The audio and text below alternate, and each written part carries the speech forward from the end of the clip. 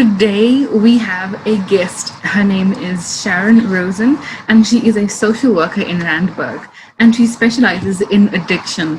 And what makes it so cool to have what makes it so amazing to speak with Sharon is that she's a social worker. She brings a different perspective. Where a psychologist deals with individuals, a social worker comes from a family point of view, a family structure, functionality in terms of that. So the conversation that you're going to hear with Sharon is absolutely brilliant. And I hope you learn so much, just like I did.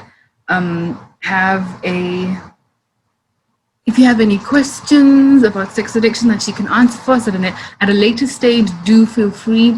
This is something that is really important. It has destroyed many lives. We may not know it on the surface, but sex addiction is something that is troubling. And please check out the website, South African Sex Addiction, SAA, SLA, Sex and Love Addiction, SAA. I will link all of those things in the description box. They are really important. If you don't understand, or if you want to know some more, please ask questions. Sharon is absolutely amazing. Thank you very much for joining. Please enjoy the video, and thank you. Okay, yeah. So good idea. Thank you. So yeah, how you're a social worker, right? Yes. Yeah. I'm a social worker. I've got a psychology master's research degree, but I practice as a social worker.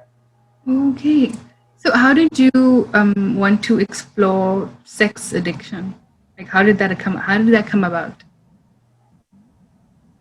How did I get into it? So I'm working in addiction for about 30 years or so. I have a bit of my own personal history in addiction as well. So it's something that I'm very interested in and passionate about. And when I became a social worker, that was really the direction that I went into. And then about 12 years ago, I started seeing and becoming aware of sex addiction as one of the addictions as well. And I think the thing that appealed to me most is the element of shame with sex addiction. With any kind of, with bodily stuff, as with sex, there's usually, when it's a dysfunctional relationship, usually shame attached. And I could identify with that shame aspect really, really well. So it wasn't something that I necessarily have had to have been a sex addict in order to completely understand where my clients were coming from. But I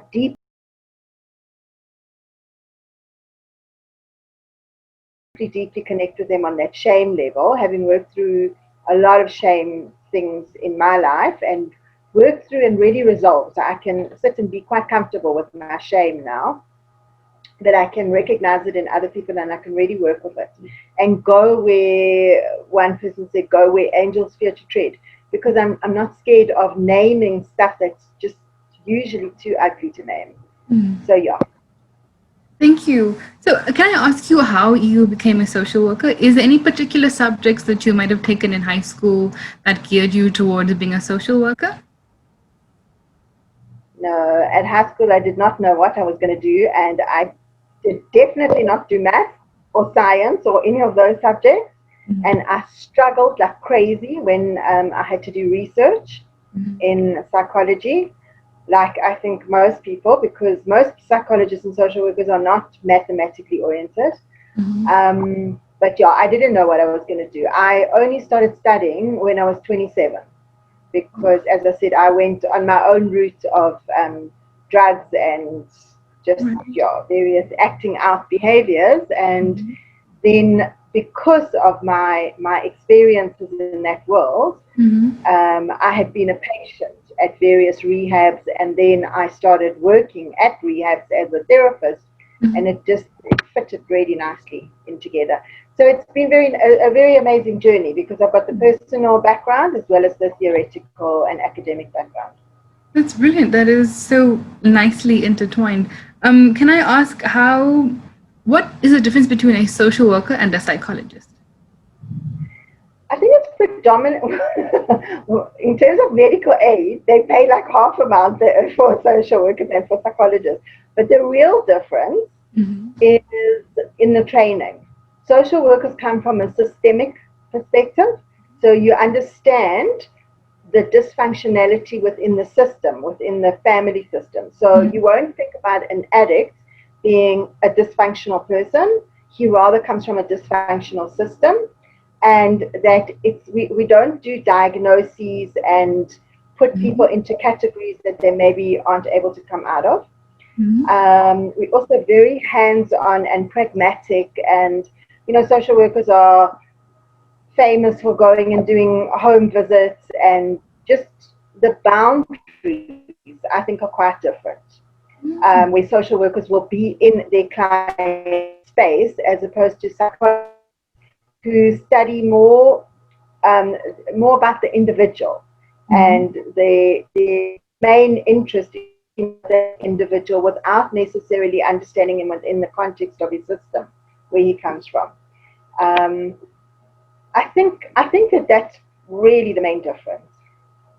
Thank you very much. Could you perhaps tell me where you are based in South Africa? Like, where does your practice take place? In Melanshof in Randburg, in Johannesburg. Oh, that's so cool. So I'm going to get into the first question. So when people talk about sex addiction, some people might laugh and say, you should be so lucky, or you are lucky. What is sex addiction, and how serious is it? Okay, and I'm going to say that's really one of the reasons why I've specialized in sex addiction is because of that specific, really wrong idea about sex addiction. Is that, wow, it sounds so fancy, when in actual fact, it's the most shameful of all addictions. So you can get substance addicts now go to Alcoholics Anonymous or Alcoholics Anonymous and CEOs and people who really are themselves and can hold their heads up high and say to anyone, I'm in the program, the 12-step program, and I'm in recovery, and they're quite fine about that. And society accepts and sees them as brave, wonderful people. But if you say, I am in recovery for sex addiction, they first of all laugh at you, or they align you with pedophiles and with other kinds of sexual offenders. And they have no knowledge that sex addiction is actually a much harder addiction to battle than a substance addiction. So what was your question again? What is sex addiction? Yeah, okay, because I can talk about this now for a long time. So I'll try and explain it from a very generalized way, going into specific, and just stop me if I'm rambling, or stop me if you want to ask something in between. Okay. So sex addiction and food addiction are both considered process addictions as opposed to chemical substance addictions. And why there's a distinction between the two is that sex and food, being process addictions, are, number one, they're behavioral as opposed to chemically induced substances. And number two is they always happen first. So they would be the primary diagnosis. So if you have somebody who is a cocaine addict and a sex addict, they will always primarily be, their primary diagnosis will be a sex addiction, because that's early on in the year. So the sex usually occur between the ages of about 4 till about 10, whereas substance addictions usually occur later on in later teenage years or early 20s. So that's the one thing. The second thing is that what happens is that a blueprint is developed in that early age. So if, for instance, the child is coming from where food is understood, there's dysfunctional relationships with food. So for instance, say the mother has got an eating disorder, or there's issues around food, and the child is made to feel too fat, too thin, too conscious about their food or whatever, and they've got all the other characteristics that would make them become an addict, which I'll go into just now. If they've got that right setting, chances are they will develop a blueprint for food as being a self-soothing behavior in order to cope. So the blueprint would be, I feel bad, I then go and eat a tub of ice cream. That then is their blueprint. I act out with food when I feel bad. And in the exact same way with sex addiction is when the child is feeling not okay, they act out with some kind of sexual blueprint for continued and later on sexual acting out as a coping mechanism. So any kind of addiction, and specifically the process addictions, are used as a self-soothing. So it's a medication. It's a way of coping with life. It's not something that the person runs to, like pleasure. I see pleasure there, I'm going to go and enjoy myself. It's more that I'm running from something that is uncomfortable or painful or something in order to escape. And that's the biggest difference with addiction versus somebody who's just abusing something. Okay, can I just continue, or do you want to add something or ask something? Yeah, I just wanted to ask, is there a difference between sexual acting out and, say, masturbation and intercourse, or are they all intertwined? Okay, so acting out behavior can be in the form of many things. I might act out by driving fast, while driving fast for somebody else might not be acting out. It might just be a means of getting from A to B. So it's a very personal thing on the person, whether they're using the behavior as a means of, then it becomes acting out. So one could act out with masturbation, and why it would be acting out would be because of the self-soothing aspect. It's a means of coping and running away from something. Therefore, it becomes acting out. So I like to understand acting out as being, instead of feeling in, you act out those feelings. So you don't have to feel the feelings, you act out. So you can act out with any behavior. You can act out with food, with masturbation, with having sex, with driving fast, with anything, but it doesn't have to be acting out for other people. Does that make sense? Yeah. So it's the individual's unique relationship with whatever, if it's a substance, a behavior, or anything. Because somebody might drink just socially and enjoy it, and another person might drink one drink, but it might be an acting out one drink. Okay. Because they're trying to run away from something. Thank you. Is there a difference, or a difference, I guess, between dependency on sex, masturbation, intercourse, and addiction? Like dependency and addiction, are they varying things, or are they the same thing? What happens with that? Okay, so that's a beautiful question, and it's with my clients. I always go through the table of the difference between use, abuse, dependency, and addiction. And this is at the crux of understanding what addiction is. So use is exactly like I said. I might drive fast, but to get from A to B. I might have a drink of alcohol because I'm sitting and enjoying the sunset. Everybody knows what use is, right? Abuse is, I might go to a party tomorrow night and get hopelessly drunk, but really balls to the wall drunk. That would be abuse. Similarly, if we look at it on sexual terms, I might use sex, I might masturbate just in order to fall asleep because it's just a nice thing to do, or I might have sex with this person because I really love them, or that's using.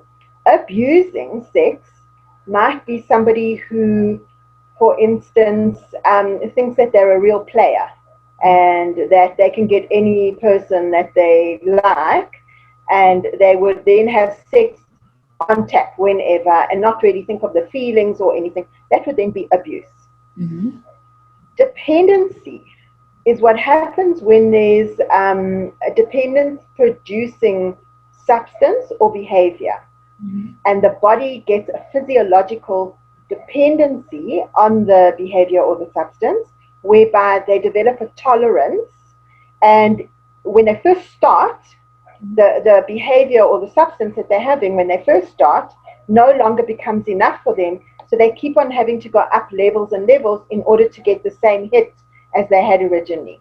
So, for instance, an alcoholic, a person who's dependent on alcohol, would maybe start at one alcoholic beverage and feel like lacquer, but in 3 weeks' time, he's having two in order to feel that same sense of lacquer. He's developed a dependency on alcohol, which is a psychoactive substance. Now, in another nice example is a housewife, for instance, who can't sleep at night and goes to her doctor and says, I can't sleep, there's too much going on, please can you prescribe me something? And he gives her a benzodiazepine sleeping tablet.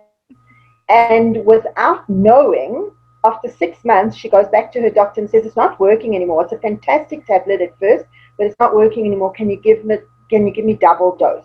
So she doesn't know that she's got dependent on it. Yeah. And she just wants more.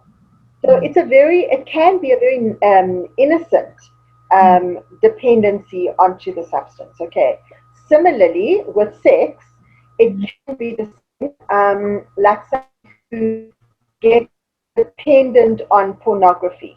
Because they've got the immediate gratification that they can just tap into porn whenever they want to, they do. But then if they have a conversation with somebody and they say, listen, actually, I think you're becoming dependent on it. And they say, sure, I didn't know that I could go to get dependent. I'll go off it immediately. And they are able to just put it away. They will go through withdrawals because their body's developed this dependency. They'll go through the withdrawals, but then they'll carry on with life. Okay. Addiction is a whole different thing. It's the use, abuse, dependency, plus the fourth level, which is addiction, which is a whole lifestyle that develops in order to maintain the dependency. And what happens with addiction is there are all these defense mechanisms that are put into motion in order to maintain the addiction. So the biggest one being secrecy and deception. So the addict will do anything to keep that dependency not known by anybody, because they are completely committed and invested in keeping this whole thing going. Okay, so it's the whole lifestyle. And that when an addict goes into recovery, it's very easy to put down the substance or the behavior, but it's about maintaining sobriety, maintaining not using the substance or the behavior any longer. That becomes so difficult because the addict has put so much in place in order to maintain that. So it's about changing attitudes, it's about changing patterns, it's about changing defense mechanisms and all of that. And that's what makes an addiction. And then with sex addiction, there's all that shame as well, and that blueprint that's been put up, and all of that is the investment into the addiction. Does that make sense? Yeah, it does. Thank you very much. That was very insightful. I just wanted to move on to what types of addiction regarding sex are there? I've read about sex and love, or love addiction, or lust addiction. Can you explain those for us, please? Okay. So typically what I've seen is that sex addiction, so people having sex with other people, seems to be more common with men. And with women, it's more around about love addiction or relationship addiction. So it's more about the affirmation that they give. However, having said that, I've also seen quite a lot of women who, it's much more societally acceptable for a man to play around than a woman to play around sexually. But with the internet, women can play around in chat rooms and do all dominatrix things where their anonymity is kept, and they can do that. So there are definitely more women getting addicted to that kind of sexual acting out than there ever was. But predominantly still, I see more women being involved in the love addiction. So what the difference is, so with sex addiction can be, so first of all, you need to understand that sex addiction is not about sex. Even though the person ultimately has the sexual act, whether it's masturbation, whether it's voyeurism, whatever, for the end product, that's not necessarily what they're after. They're more after the chase.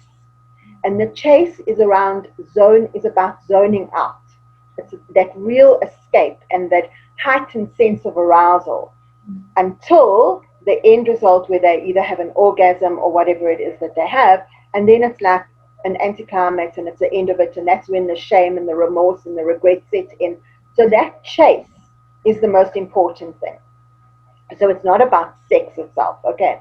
But anyway, so sex addiction with more men than women would be about having sex with sex workers, having massages with happy endings, voyeurism, exhibitionism. I'm thinking of other things that I've seen, and then a lot of porn and masturbation. Could you explain voyeurism and exhibitionism for our listeners, pretty please? Okay, so voyeurism is where you like to watch other people. So you might get, so I've had clients who have gone, for instance, traveling and they've stayed at hotels for business or whatever, and they take their binoculars with, because if they've got an opportunity to have a peek, that's really nice. That would be voyeurism, a nice example of voyeurism. Exhibitionism would be the thrill of being seen naked or masturbating in front of people, or the shock of coming out in front of somebody and masturbating and they just shocked. And so it can be like a predation, and it can be more of a passive thing, like just being in your room with the lights on and the curtains open, knowing that people can look in. So it can be more in your face, or it can be more less in your face. So those are the typical examples. Right. Thank you. Okay. Yeah, so that would be sex addiction. And then love addiction is more about the chase of a relationship. And it may result in sex, but the sex often is really, the woman doesn't necessarily enjoy the sexual act, but they perform the sexual act in order to get the adoration and the feeling of being held and loved, and and that's what they keep chasing, that feeling of being needed and wanted, etc. And now would maybe be a good opportunity to just explain codependency, because especially with love addicts, there's always codependency is at the base of that. So it's my personal belief that codependency is at the base of any kind of addiction. So every single addict is also a codependent. Not every codependent is necessarily an addict, but codependency is an addiction in itself really anyway. Codependency is really when one half a core meets another half a core and they come together, and together they have a relationship like this, where they're kind of like fused together.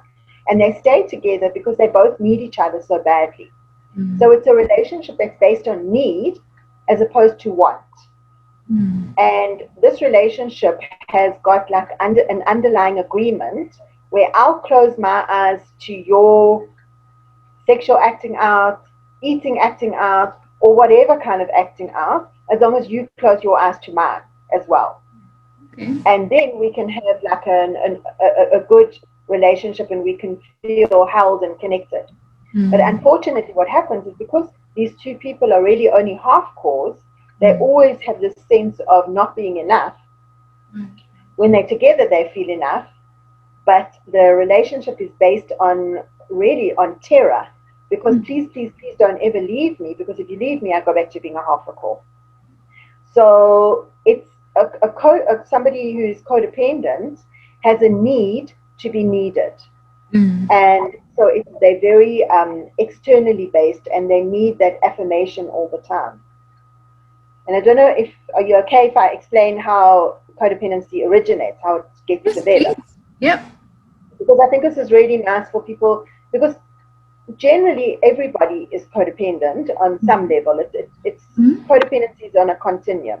And when we babies, we're obviously completely dependent on our parents. And as we get older, we're supposed to individuate and individualize and get more of our own sense of self and become an independent, whole core individual who's free thinking and knows where their boundaries begin and end off. But what happens with somebody who is developing into a codependent is, and this is very common at this stage, we'll use little Johnny as an example, and he's 3 years old, and his mom calls him and says, Johnny, come and put on a sweatshirt because it's very cold.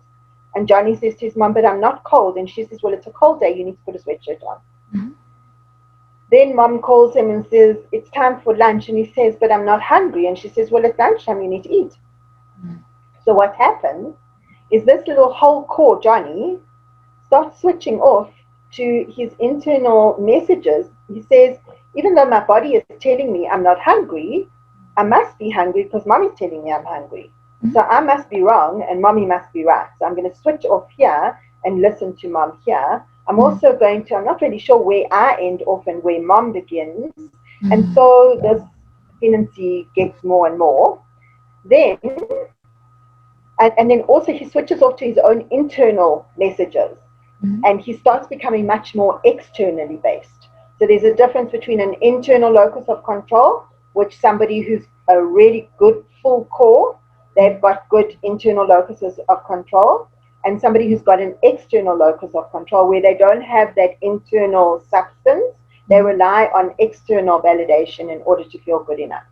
Okay, so now Johnny gets older, and now he's 7 or 8, and his dad always comes home and he's in a really shit mood, and his supper always goes down really badly, and inadvertently Johnny makes a joke, and dad laughs at the joke, and supper goes down really well that night. So the next night Johnny specifically makes a joke, and so he grows into the role of joker. But now Johnny's being affirmed for his role, for what he does, as opposed to who he is. So he's getting more and more externally based.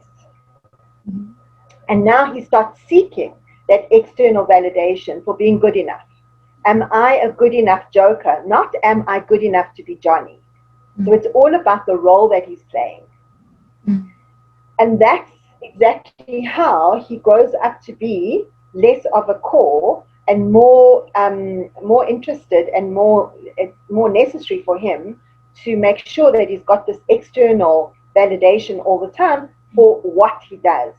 And that's why when he's now half a core and he's looking for another half a core, because he's only going to be attracted to and attract another half a core, he's going to need his roles to be validated just as much as she will need, or he will need his roles to be validated and to come together, and so they will validate each other according to their roles.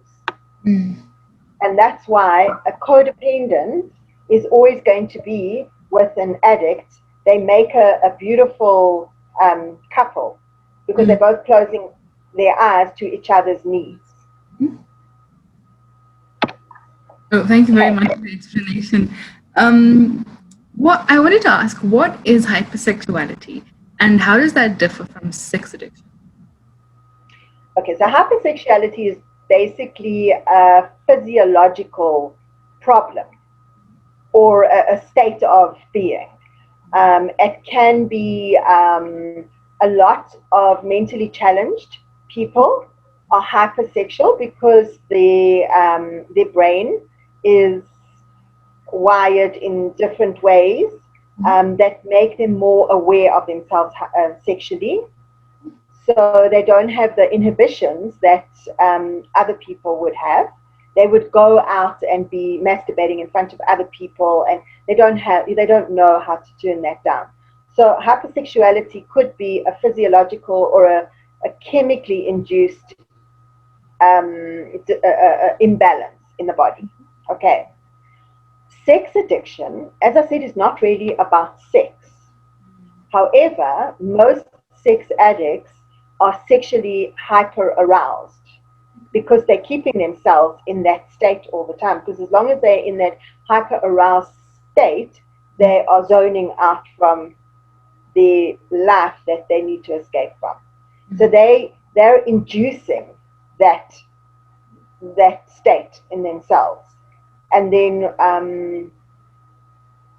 once they learn how to cope in a different kind of way, in a more functional way, that hypersexuality can it gets better. So it's something that is it happens from an out of balance kind of state. It's not a chemically induced thing. And actually, a lot of people who are sex addicts, they don't have regular sex, or they can't have regular sex with their partner, for instance, because they're actually not turned on at that time. So a lot of them don't, when they should be feeling sexually aroused, they're actually not. It's only from their sexual acting out that they get sexually aroused. Does that make sense? Yeah, it does. Thank you. I'm going to leave the treatment and management thereof for kind of last. I have some questions that we got in from like listeners and watchers who had asked about sex addiction, and I'm going to go through a few of them. And people think that sex addiction is mainly heterosexual men. Is that is that true, or is sex addiction for anybody and everybody? Like you said earlier on, women also now have this love and sex addiction, but is it just heterosexual? Is it across all of, like, doesn't matter about gender, right? Not in the slightest. It can be gay men, gay women. I think it's just, in actual fact, gay men historically have been much more like hunters than heterosexual men, because the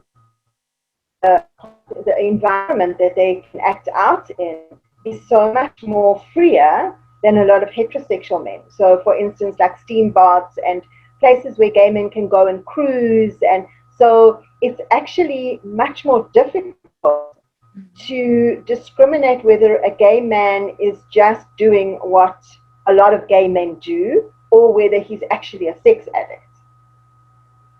But with heterosexual men, it's a little bit easier to discriminate because there are more boundaries with the sexual acting out with heterosexual men than with gay men. But it can cross any gender, any sexual orientation, anything. Another one is, I think you already kind of touched on this, why people become sexually like addicted to sex. I think you touched on that in the beginning where you said about there's always something that starts this, and also it's normally primarily something else, and then it moves to something else. But do you want to answer that again? Yeah, I'm glad you brought it back to that. So almost always, not always, but almost always, there is some kind of an association that's set up early on in life that links sexual acting out and escaping from feelings. So it can be just a boundary violation, it can be just an association, and it can be a sexual trauma. It can be anything. So for instance, a little boy who is raped when he is 5 years old and then goes on to become a sex addict because then sex becomes his blueprint. Or it can be somebody who goes and by mistake walks in on their parents having sex, and that is a trauma that they need to process. It can be somebody touching them when they shouldn't have once even, and this association has been set up. But it can be as innocent as a story that I'm going to tell you again. I'm going to bring little Johnny in, okay? So little Johnny's on his way to nursery school. He's 5 years old. He's at the back of the car, and his mom and dad are seriously arguing, and he's sitting with terrible anxiety. And he gets to nursery school, and all the kids are going up and down on the farm, and he has a turn. And on his way down, pole, he feels this wonderful warm sensation in his groin. And he associates that with the anxiety that he was feeling, and wow, it takes away the anxiety. Mm-hmm. Now, next time he feels anxiety, he's going to seek out that pole. Then next time he feels anger, he's going to seek out the pole. Next time he feels fear, he's going to seek out the pole. And so he generalizes feelings for that for that arousal sensation. Next, he's going to seek out for any kind of feeling. Now he's going to seek out a different behavior. Maybe he's going to rub himself up against a table leg, or maybe he's going to find his hand and start masturbating or something. But so the blueprint then gets set up for feelings, escaping feelings, with a sexual form of acting out. And the sexual acting out can grow. It can grow to different levels. It can start by just that nice arousal, and it can go to intercourse, it can go to exhibitionism or whatever. But it always sticks then with the sexual acting out blueprint. Okay, but it's a means of coping with feelings that are not okay. So I'm going to combine these two. It says, is masturbation and pornography normal? And can you become addicted to these two things? I think you kind of touched on this already. Okay, so let me tell you, so first of all, yes, masturbation and pornography can be completely normal, just like alcohol can be completely normal. It's about the relationship that the individual has with the substance, the behavior, or whatever that makes it dysfunctional. Mm-hmm. So what makes an addict, what makes one person get addicted to alcohol or sex, and another person does the exact same stuff but not get addicted? Mm-hmm. So there's various characteristics that make an addict. Mm-hmm. The one is that there's a very high percentage of being genetically predisposed to being an addict.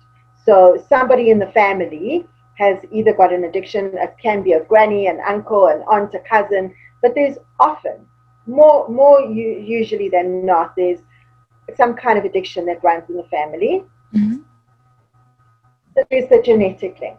Then often because of that genetic link, mm-hmm. the environment that the child grows up in can be a little bit chaotic. So if you think about a typically alcoholic family, there's a lot of moving, there's a lot of chaos in the home environment, there's a lot of just chaos that the child has to go through. Mm-hmm. It's my personal belief that all addicts are born with like a thinner layer of skin than other people, and that they are ultra sensitive to the world. They're really gentle, sensitive souls. And they have life happening to them, and they don't have the capability of dealing with life because of sensitive property. Then their particular personalities, they might be much more reserved or whatever. That would also make them more addict material. And then finally, they grow up in a family where they are taught to act out instead of feel in. So if a child falls and hurts himself, the mother will immediately give him an ice cream to take away the pain. Or you're feeling sad, to watch a movie, take away the pain. It's given right from the beginning. Don't feel because it's bad to feel, rather take away the feeling. So if they've got all of those properties, and they then find alcohol or masturbation or something, they have that tendency to develop that dysfunctional relationship with that. And then they would go through the cycle of use, abuse, dependency, and addiction. Right. And I think the last one from the listeners is, can someone be a sex addict and not be sexual with their partner or in a committed relationship? Can a sex addict, just say that again, I didn't hear you. Can a sex addict be... Can someone be a sex addict and not be sexual with their spouse or partner in a committed relationship? Yes, and in actual fact, that's more the norm than not. Because of a whole lot of reasons. Because if you think about somebody who has, who's got an addiction to pornography, there's something called PIED, which is porn-induced erectile dysfunction. And that's that dependency story that I was talking to you about. So somebody might start with very vanilla porn, And then in a couple of weeks, they're watching much more intense porn, and then much more and much more in order to get the same hit. Now, they're just going to have regular sex with their partner. That's already maybe boring because they know everything that's going to happen. He's not going to be able to get it up, or she's not going to be able to enjoy it because they need heightened. So there's often not the need or the want to have sex in their committed relationship because they're getting all these hits. Similarly, with pornography, one of the problems with being a porn addict is that the individual can be the king or the queen in the porn fantasy. First of all, it's immediate gratification. They can switch on and get their correct picture and video that they want immediately. You don't have to whine and dine and do all the spade work for your partner. You can be whoever it is that you want to play out in your scenario. And so this is the perfect setup, this pornography fantasy. Whereas in a real-time, real-based relationship, there's a whole lot of other things that come into play. So it's much more difficult to have sex on that level. It's much easier to have it with pornography. But then also, because of all the shame that the sex addict feels, and because of worrying about STIs, and it's not a simple affair then just to have sex with your partner. And the most important thing to remember is that in actual fact, sex addiction is often not even called sex addiction, it's called an intimacy disorder. Because every single sex addict does not have the capacity to understand what intimacy is.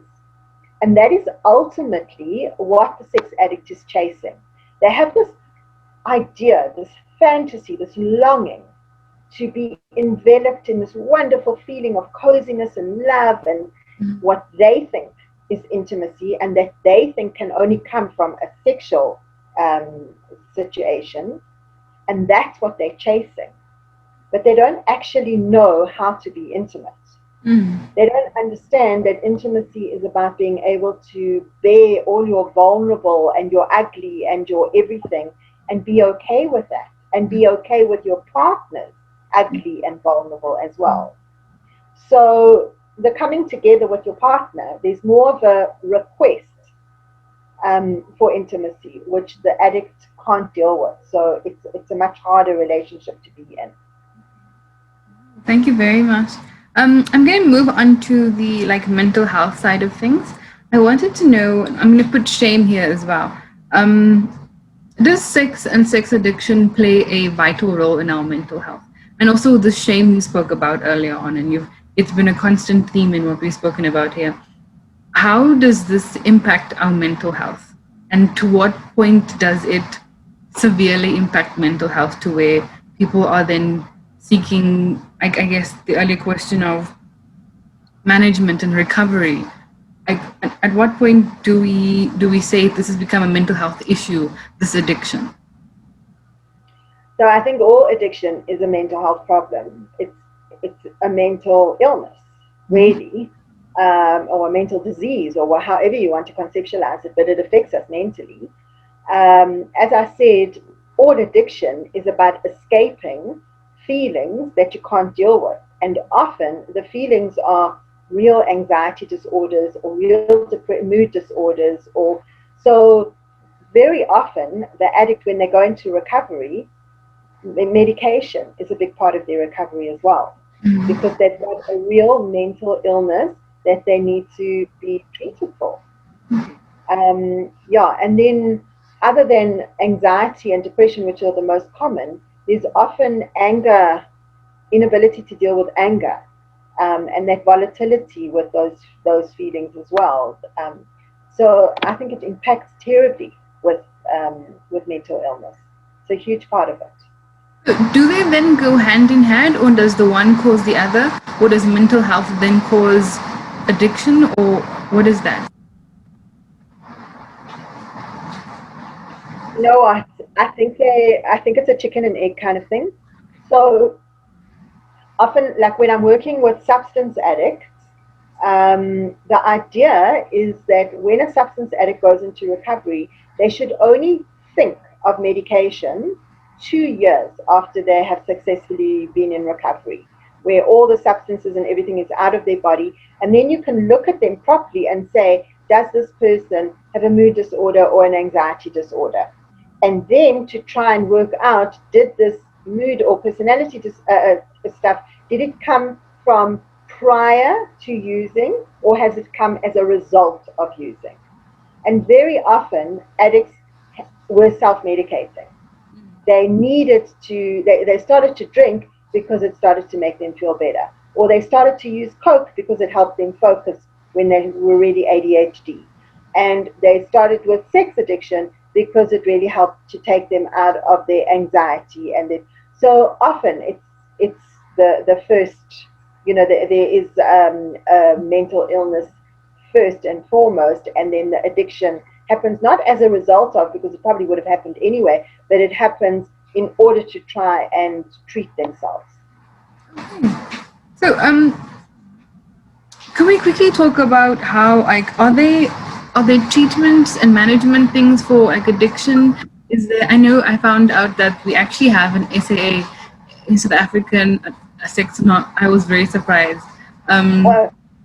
What other, like, are there steps to recovery? Is recovery just a once-off thing, a program that you go to and that's it, or like what is recovery made up of, and how do we manage addiction like that? There's the 12-step programs, which is what you're talking about.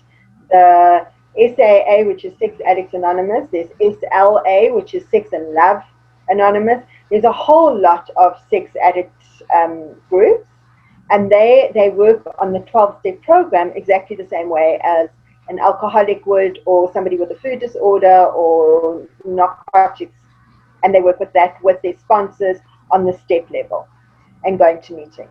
Then there's outpatient, seeing therapists who specialize in addiction, which is like what I do, and I would see people on a weekly basis.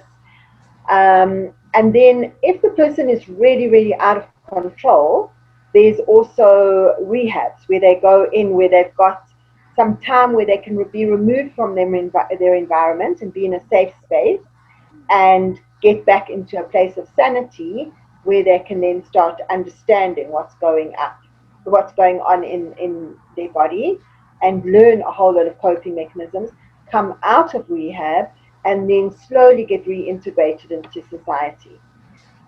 Go through, there's primary care, secondary care, tertiary care. It's a way of weaning back into society. So those are the main treatments. Then there's also, as I said, medication. And just, other kinds of groups that are not in the 12-step way, just like other kinds of support groups as well, or process groups. This is my last 3 questions. I wanted to know, how do we better make aware this issue of sex addiction? And I know that a lot of people don't even know that sex addiction, the difference between addiction and dependency, or things like that, or pornography. How do we better make aware things like that? And also, for people to be willing to speak up, and also, I know that the shame plays a big part of why people don't speak up at all. How do we then better encourage people to speak out, and then also speak up, and also to seek help? Because I mean, I'm sure there are a lot of people who have similar things, who don't even know what to call those issues and their actual terms. So how do we better make a way for those people to get to a place where they can get help? That's exactly what you're doing. It's about education. And it's about understanding, especially with sex addiction, it's about understanding that I'm doing this because I have a disease, not because I'm a bad person. Mm-hmm.